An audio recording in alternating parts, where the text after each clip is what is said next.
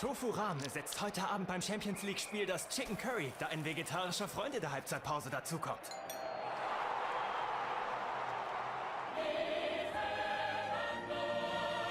Offizieller Partner der Champions League. Wing in and escorts Torji out.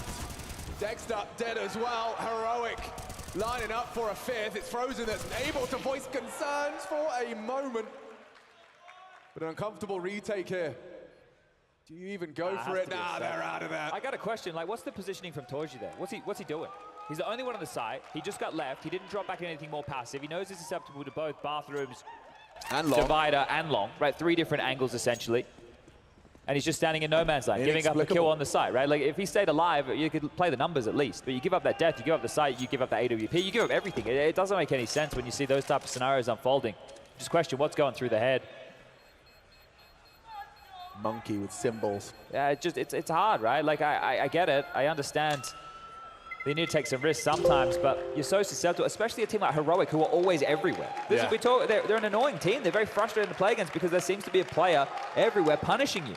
And that is exactly what happened right there. And that started with the JDC frag. You know, like that started swimmingly. This is the death that opened up the site. And then you put Dexter into very hot water. Frozen trying as hard as he might, 1 frag. That's always going to happen. Like, he's not even ready for it at all. Like, get surprised that he dies from long. So maybe that fake seemed a little bit more potent in the server than it did on our perspective here. But we are back underway with these 2 safe guns, Exertion and JDC. You have to do an awful lot with these. See, they've operated for the divide and conquer approach here.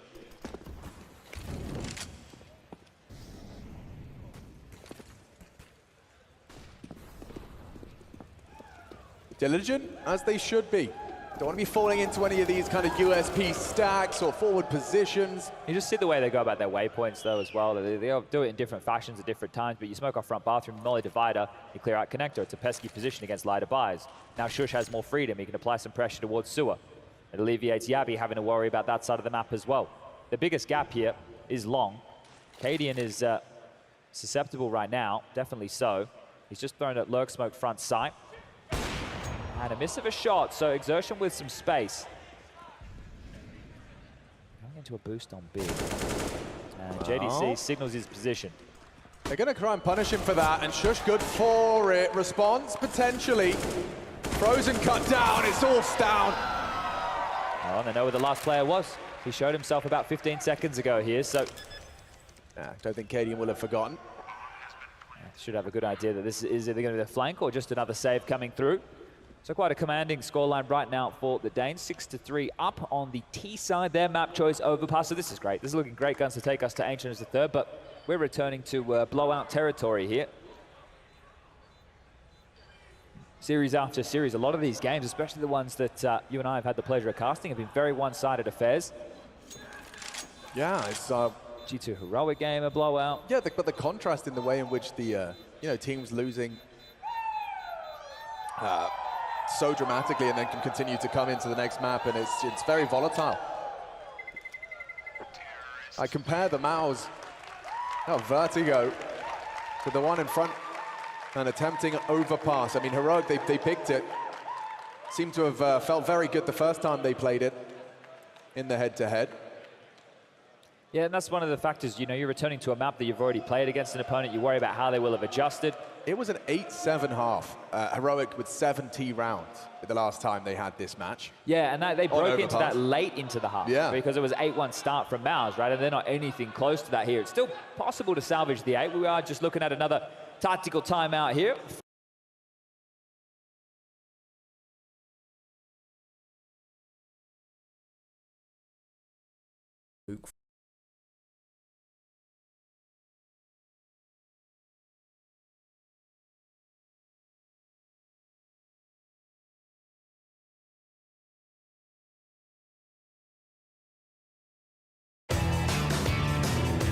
Now here's a beer by the brewers of Guinness, for the lovers of lager. Hop House 13, Dublin.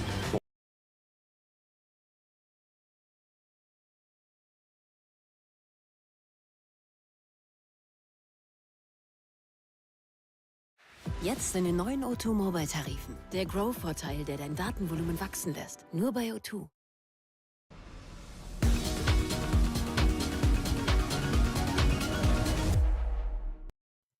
Hello everyone and welcome to the first game that finished from round 2 of this year's Norway Chess Tournament. Magnus and Wesley, the classical game ended in a draw. It was an okay game. The Berlin defense and not a lot was happening there. So of course players called it a draw and they went into Armageddon. This is Armageddon and it's quite a wild game. Pieces will be sacrificed. The king will be hunted. So let's see what happened here. In the Armageddon, the player with the white pieces has 10 minutes on the clock. The player with the black pieces has 7 minutes on the clock. But of course, white has to win. If it's a draw, then black wins the encounter. So Magnus has the white pieces and he opens with e4. Sorry about that. They will have a repetition, sort of a repetition for a few moves of what happened in their classical game. Pawn to e5, knight to f3, knight to c6, and bishop to b5, which is kind of nice as you also get to see what happened in the classical game. Knight to f6, Wesley went for the Berlin defense, d3, bishop to c5, and now the trade. Captures on c6, we have castles, and now we often say that you can play this in many different ways. As the e5 pawn is hanging, you can defend it with queen to e7. You can play knight to d7 to defend the pawn. You can play bishop to g4 or bishop to d6. Those are the four most common moves that you will see. And Wesley goes for bishop to d6. So okay, Magnus goes for bishop to g5. In the classical, knight to d2 was played, which is the most common move. But here Magnus plays bishop to g5. And there are but a few games where this move was played. It's actually a favorite continuation of Alireza Firuza. He played it 3 times in top-level chess with mixed results. By that I mean 1 loss, 1 draw, and 1 win, and by some other very strong players. So here we have pawn to h6, bishop to h4, and queen to e7 now. And in the game that I mentioned, Alireza did play this against Hikaru Nakamura in the 2020 St. Louis Blitz tournament, where knight to d2 was played, knight b to d2 was played. But here we have pawn to d4. Magnus immediately strikes in the center, and it is now as of move 9 that we have a completely new game, which is, it's like a party, considering this is the Berlin defense. So bishop to g4, developing, also pinning the knight, making Carlsen waste some time thinking about what happens if the pawn is captured. Can knight b to d2 be played? And Magnus says, yep, you can have your pawn. So here we have knight b to d2, but Wesley castles first, and now rook to e1. We have pawn to g5, bishop to g3, and now knight to h5, putting pressure on the bishop here. It is a very strong piece, so Wesley wants to take care of it, mess up Magnus's pawn structure in front of the king, and then advance those pawns and open up the king. So c3, and now e captures on d4, and you have to decide, do you want to go for something like captures and queen to a4, or do you want to trade on d6 first? And both ideas are nice. For example, if bishop captures, queen captures, you're going to play queen to a4 now, put pressure on the a7 pawn, but it doesn't matter, just d captures on c3, and you don't care about a7, you're winning a lot of material here, so you have to recapture. And then bishop captures on f3, knight captures, and queen to c5 takes care of the a7 problem, and the black is just better here. So that's one way to do it. Another one is what happened in the game is c captures on d4, but it also comes with a really awesome, well, at least an exchange sacrifice, but maybe more. Wesley plays bishop to b4. Of course, he doesn't allow the queen to jump to a4, because then you just capture on f3 and the knight cannot move.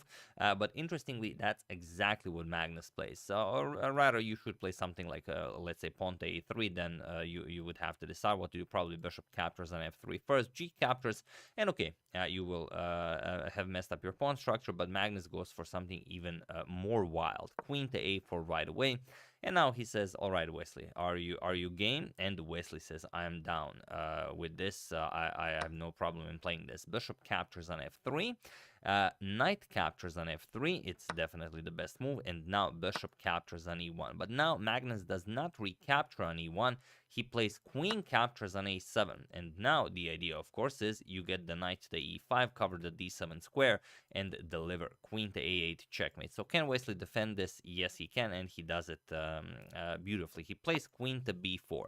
Now, how does this exactly stop the checkmate? Well, the idea is that if Magnus goes knight to e5 now, the bishop and the queen are on the same diagonal. So now queen to a5 stops checkmate, and black is just better. So Magnus goes rook captures on e1 first, and now knight captures on g3. You might think, but why not g4? It attacks the knight, which is defending the rook on e1. The problem is you will kick the queen away from this diagonal. Pawn to a3, and after the queen moves, okay, you will trade queens. Let's say captures, now play knight e5. It's a very unclear position. Okay, objectively, black is better, but it's Armageddon. Black already has less time on the clock, and it's just a very weird position to have. So instead, knight captures on g3 was played by Wesley, and now h captures on g3, and now queen to b6, offering a queen trade. Here, in fact, objectively best was king to d7, but I mean, this is not something you play in pretty much blitz time control.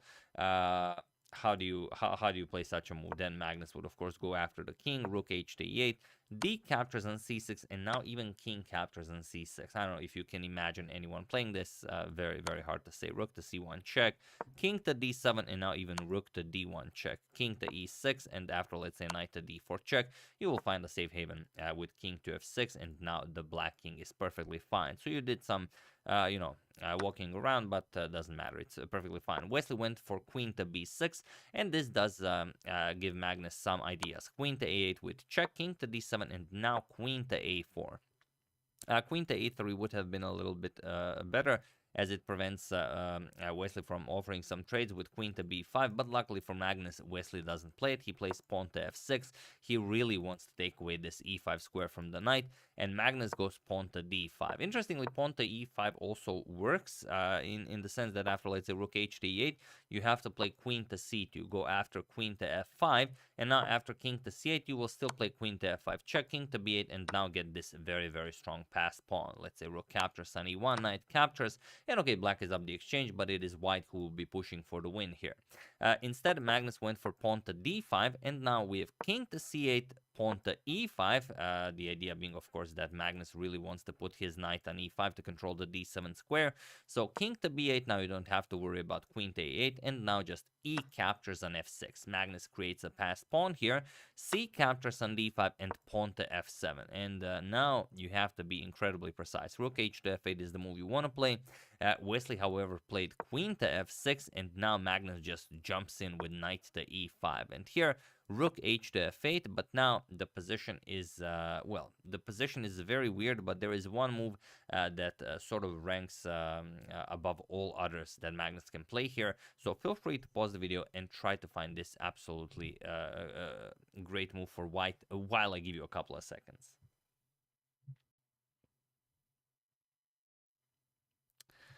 So for those of you who were able to do it, congratulations on not going for the material with knight to d7 with check. And for those of you who just want to enjoy the show, it is indeed rook to e3. And now look at the scary reality. Rook to e3 is coming, and then queen to a8 will be checkmate, or that is what Magnus is hoping for. For those of you who thought about knight to d7 check, it's fine, although it will not yield a full point. Rook captures on d7, queen captures, and after queen captures on f7, you will have to trade here, and then just king to f1. And okay, you could argue that maybe white has a bit more of an active king, but still, it's equal material, 2 pawn islands each. I mean, not much to look forward to here. With rook to e3, now it's definitely being played for 3 results here. Rook captures on f7. Wesley has to get rid of this passed pawn. Now comes rook to a3, threatening mate in 1.